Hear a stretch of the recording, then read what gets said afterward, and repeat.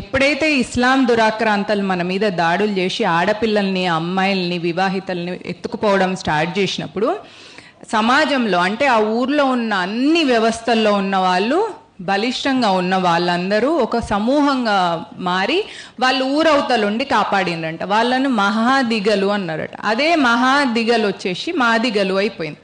అయితే వాళ్ళు ఊరవతలో ఉండడం వల్ల అంటే అట్లనే ఉండి ఊరికి కాపలా చేయడం వల్ల దూరం ఉండడం అనేది మనకు అలవాటు అయిపోయిన తర్వాత కొన్ని పనులు చేసేవాళ్ళం, చర్మకారులు కానీ పారిశుద్ధ్య కార్మికులు కానీ ఇట్లా వీళ్ళు బయట దూరంగా ఉన్నప్పుడు వాళ్ళను మనం గుళ్ళోకి రానియలేదు అని మనం ఇది ఒక అపవాదు తీసుకొస్తే మరి దేవుణ్ణే